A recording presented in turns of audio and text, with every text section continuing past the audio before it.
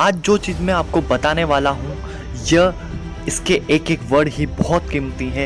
ये लाखों करोड़ों रुपए के वर्ड से अगर आपने इन बातों को ध्यान से सुना तो ये आपके लिए लाइफ चेंजिंग बुक भी बन सकती है। इसकी शुरुआत होती है सन 1997 में। रॉबर्ट कियोसाकी ने एक बुक रिलीज़ की जिसका नाम था the rich dad and poor dad. इस बुक ने मार्केट में आते ही धूम मचा दी और बन गई नंबर 1 बेस्ट सेलिंग बुक।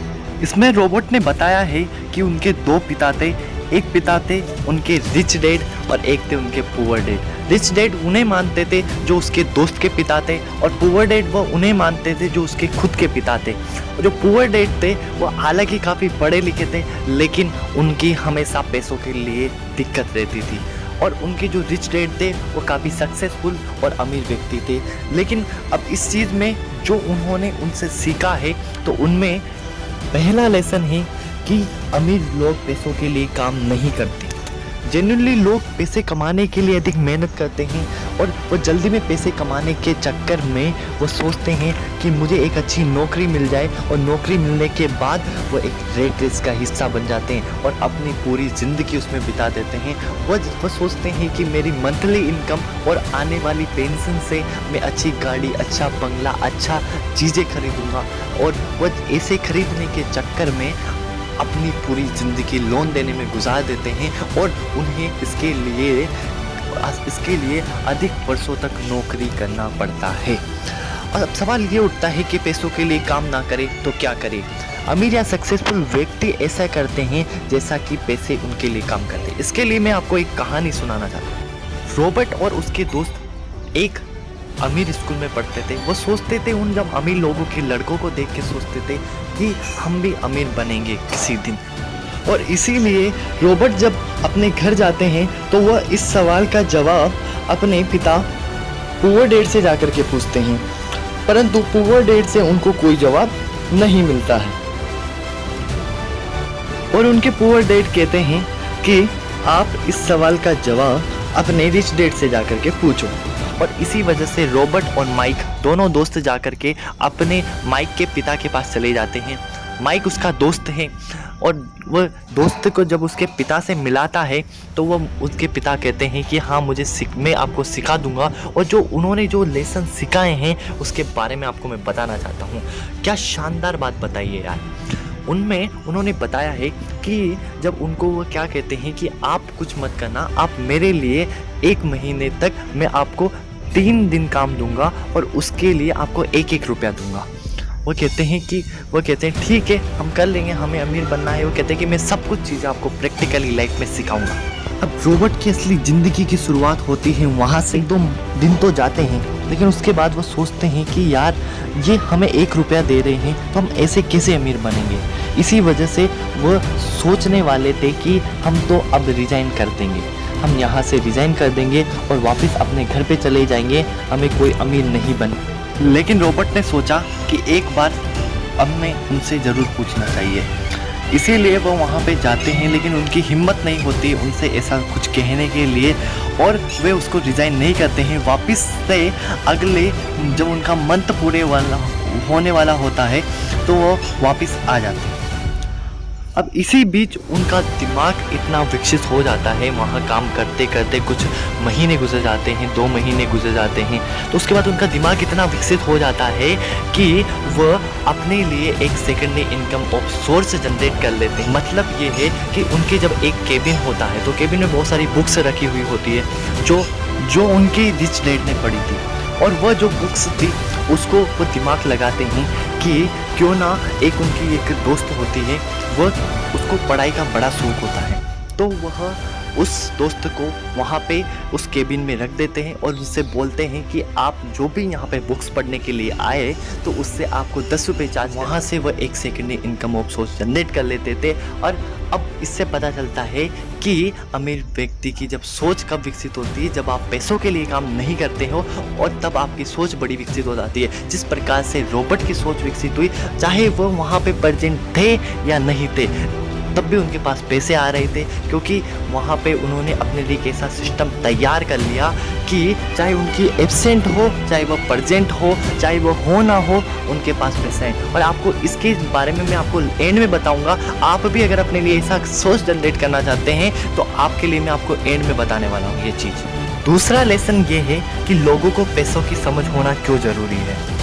आपने ये देखा होगा कि हमें स्कूल कॉलेजों में ये सिखाया जाता है कि अच्छे नंबर लाओ, अच्छी मार्कशीट बनाओ, अच्छी डिग्री लो और फिर एक अच्छे नौकर बन जाओ। परंतु कोई भी व्यक्ति कड़ी मेहनत करके डॉक्टर इंजीनियर तो बन जाता है, डॉक्टर इंजीनियर तो कड़ी मेहनत करके बन जाता है, लेकिन फिर भी वह 9 to 5 की जॉब में फंस करके एक रेट रेस का हिस्सा बन जाता है। हालांकि उनका पैशन होता है, इसी वजह से उनको वह चीज़ें ज़्यादा लेंदी नहीं लगती। लेकिन जो कुछ भी नहीं कर रहा है अभी, जिनके अभी जो डॉक्टर इंजीनियर ना बन पाए हैं, उनके लिए क्या है, इसके बाहर निकलने के लिए उन्होंने 2 चीज़ें बताई। एसेट्स को ज़्यादा करो और लाइबिलिटीज़ को कम करो। एसेट्स वह चीज़ें होती है जो आपके जेब में पैसा डालती है।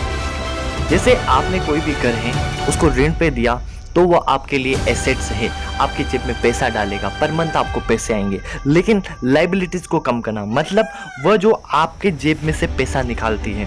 जैसे आपने कोई नई गाड़ी ली तो उसका आपको लोन हर मंथ पे करना पड़ेगा, ये आपकी लाइबिलिटीज़ है। इसलिए कहते हैं कि एसेट्स को ज़्यादा करो और लाइबिलिटीज़ को कम करो। और ये जो चीज़ें हैं ये आपको कभी भी किसी स्कूल या कॉलेज में नहीं सिखाई जाती है। आपके लिए तो ये सिखाया जाता है कि आप एक अच्छे नौकर कैसे बनेंगे, इसके लिए आपको तैयार कर दिया जाता है। इस बुक में ये बहुत बड़ी लाइन लिखी गई है जो आपके दिल को छू जाएगी। तीसरा लेसन उनको सिखाया कि माइंड योर और बिजनेस, मतलब अपने काम से काम रखो। इसमें बताया गया है कि अगर कोई भी व्यक्ति जॉब कर रहा है या पढ़ाई कर रहा है तो साइड में ऐसा काम कर सकता है जिससे उसकी सेकेंड इनकम सोर्स हो। चाहे आप जॉब कर रहे हो, चाहे भी स्टूडेंट हो, तो आप सेकेंड इनकम ऑफ सोर्स अपने लिए जनरेट कर सकते हो। जैसे एग्जांपल के लिए अगर कोई भी टीचर है, अगर वो पढ़ा रहा है तो वो उसका प्रोफेशन है, ना कि कोई बिजनेस। अगर वो चाहे तो अपना कोई भी साथ में पसंदीदा काम कर सकता है, लेकिन वह नहीं करता है। रॉबर्ट एक कहानी बताते हैं कि जो बर्गर की सबसे बड़ी कंपनी के सीए हैं वो है मैकडोनल्ड जब कॉलेज में एक बार वह लेक्चर दे रहे थे तो उन्होंने स्टूडेंट से पूछा कि आप मुझे ये बताओ कि मैं क्या काम करता हूँ। इससे वह जवाब देते हैं कि आप होम बर्गर के बिजनेस। ये सुनकर के मैकडोनल्ड को हंसी आ गई। उन्होंने कहा कि मैं हैमबर्गर के बिजनेस में नहीं, मैं रियल एस्टेट के बिजनेस में हूँ। आपने देखा होगा कि अगर कोई भी व्यक्ति को अगर मैकडोनल्ड फ्रेंचाइजी की कोई भी शॉप डालनी होगी तो सबसे पहले उसको वहाँ की लैंड खरीदना होगा। इसीलिए वह रियल एस्टेट में उनको पता है कहाँ कहाँ पे हमारी ब्रांचेज है और कहाँ कहाँ पे हमारा है। और इसीलिए इस लेसन में कहते हैं कि आप सभी लोग दूसरों के लिए काम तो करते हैं परंतु अपने लिए कभी भी काम नहीं करते। और हर कोई इंसान अगर चाहे तो अपनी जॉब या पढ़ाई के साथ ऐसा कोई काम ढूंढ सकता है जिससे उसका सेकेंडरी इनकम ऑप्शन जनरेट हो जाए और वहाँ से उसके बिजनेस के लिए अपना दिमाग खुलना शुरू हो जाएगा। और ये बात मैं आपको बाद में एंड में बहुत अच्छी तरीके से बताने वाला हूँ, आप इसको देखें। रॉबर्ट को जो चौथा लेसन सिखाया गया वह था कि सीखने के लिए काम करे, पैसों के लिए नहीं। रॉबर्ट बताते हैं कि एक बार उनका इंटरव्यू एक फीमेल जर्नलिस्ट ने लिया। हालांकि वो एक बेस्ट सेलिंग राइटर बनना चाहती थी लेकिन वो नहीं बन पाई। उस महिला का लिखने का तरीका इतना शानदार था कि रॉबर्ट ने उसके 2-5 लेख भी पढ़े थे। इसीलिए रॉबर्ट ने उनको सेल्स ट्रेनिंग की सलाह दी, जिससे वो महिला काफ़ी नाराज़ हो गई क्योंकि वो महिला काफ़ी पढ़ी लिखी थी। उसके पास इंग्लिश लिटरेचर में MSc किया हुआ था और इसके लिए उन्होंने सोचा कि सेल्स का काम मेरे लिए बहुत छोटे लेवल का काम है। रॉबर्ट कहते हैं कि दुनिया कई सारे पढ़े लिखे लोगों से घिरी हुई है, लेकिन पैसे कमाने के लिए टैलेंट की ज़रूरत नहीं होती। इसकी ज़रूरत होती है कि इस टैलेंट का यूज कैसे किया जाता है। इसलिए अधिकतम लोग सीखने के लिए काम नहीं करते हैं। जैसे वो महिला सेल्स का काम सीख लेती तो आज वो बेस्ट सेलिंग राइटर हो सकती थी, परंतु वह नहीं सीखती थी। और इसीलिए आपने देखा होगा कि दुनिया में आज अमीर लोग अमीर होते जा रहे हैं और गरीब लोग गरीब होते जा रहे हैं। क्यों? क्योंकि वो ऐसा कोई काम करते ही नहीं है जिसकी वजह से उनको एक सेकेंडरी इनकम ऑफ सोर्स शुरू हो जाए, अर्थात उनके लिए एक ग्रोथ का नया साधन बन जाए। और ऐसा काम कोई भी व्यक्ति नहीं करता। और आपने देखा होगा कि US जैसी बड़ी बड़ी कंट्रीज होती है तो वहाँ पे लोग बहुत छोटी उम्र से अपने लिए एक इनकम ऑफ सोर्स जनरेट करना शुरू कर देते हैं, वो अपने लिए काम करना शुरू कर देते हैं और वहाँ के लोग इसीलिए सक्सेसफुल होते हैं। और अगर आप भी अपनी लाइफ में कुछ करना चाहते हैं तो आप एंड में मैं आपको बहुत बड़ी चीज़ बताने वाला हूँ। इसमें जो छठा लेसन सिखाया गया वो था कि रुकावटों और बाधाओं को पार करना। रॉबर्ट अपनी बुक में बताते हैं कि कई सारे लोग पैसों तो कमाना चाहते हैं लेकिन वो पैसा नहीं कमा पाते। क्यों नहीं कमा पाते? इसके लिए उन्होंने 5 ऑब्स्टिकल्स बताए। पहला है फियर, दूसरा डाउट, तीसरा आलस, चौथी बुरी आदतें और 5वां ऑब्स्टिकल से ईगो। अब अपन हर एक चीज़ को ढंग से समझने की कोशिश करते हैं। पहला है फियर। देखो यार, सबसे पहली बात तो ये है कि डर सबको लगता है, सबको कुछ ना कुछ खोने का डर जरूर होता है। पर सक्सेसफुल लोग ऐसे होते हैं कि उन्हें फेलियर झेलने की भी क्षमता होती है और ये ना सक्सेसफुल लोगों में नहीं होती।